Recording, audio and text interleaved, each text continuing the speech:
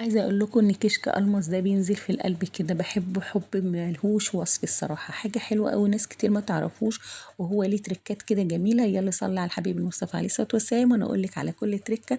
بس ما تنسيش تعملي لايك. اول حاجة لازم الكشك يتعمل على مرقة لحمة او بط، وتكون دسمة، يعني تكون ما شاء الله دسمة. فانا كان عندي شوربة كده بتاعت لحمة دسمة كده، وكان فيها مواسير او ماسورة يعني.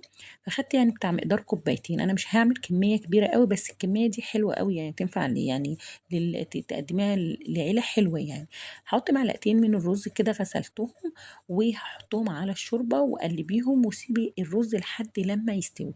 ويحبذ ان انت تحطيه على نار هاديه عشان الرز ما يلزقش معاكي.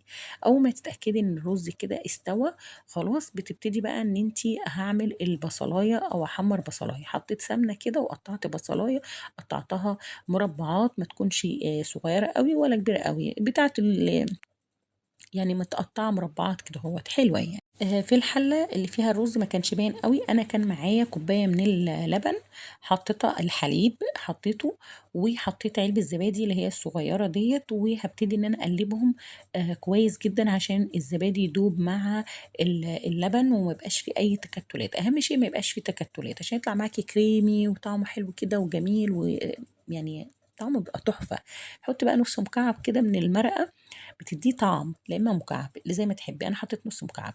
تمام. هنا بسيب البصله تحمر معايا وبقلبها. بكون جايبه كوبايه من الحليب، بحط عليها معلقتين من الدقيق كبار، ومعلقه كريم شانتي. كريم شانتي يا ام ملك او كريم شانتي، انا ما عنديش كريمه خفق او اللي هي اللي في العلب دي اللي في السوبر ماركت. لو عندك قشطه شايلاها من وش اللبن حطي.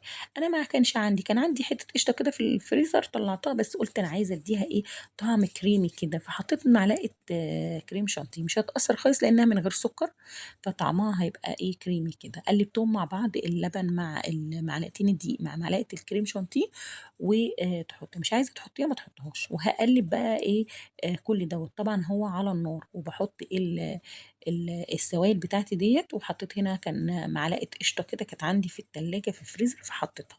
تمام. مع تقليب البصلايه، يعني انا ايدي هنا وايدي هنا بقلب البصلايه، وبقلب ايه الخليط الكشك دوت عشان خاطر ما يكلكعش مني، لان احنا نزلنا بالدقيق، فممكن ان هو يعمل كتل او يكلكع.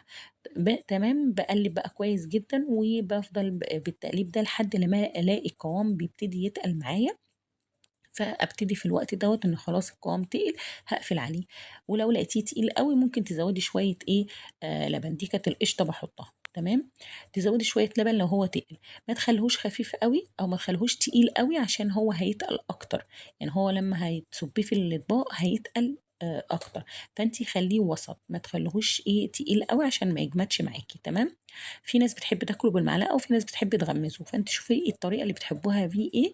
انا هنا هو كان تمام. البصله احمرت معايا، هاخد كده جزء منها عشان التزيين فوق الطبق. والجزء الاخير دوت اللي مع السمنه انا بشيل منه السمنه، هو باخد معلقتين كده، بسيب جزء في السمنه، وهبتدي اطشه على الكشك. ياه على الجمال، الطشه بتنزل كده بالسمنه، سمنه بلدي بقى، بتدي طعم حلو قوي قوي قوي يعني.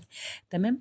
قلبيه بقى كده هوت، وهيكون خلاص كده الكشك خلص معانا. وعايز الصب بقى، تصبيه بقى في البوله كده زي ما انت شايفه، وتحطي فوق الوش بقى البصل المقرمش ده الجميل.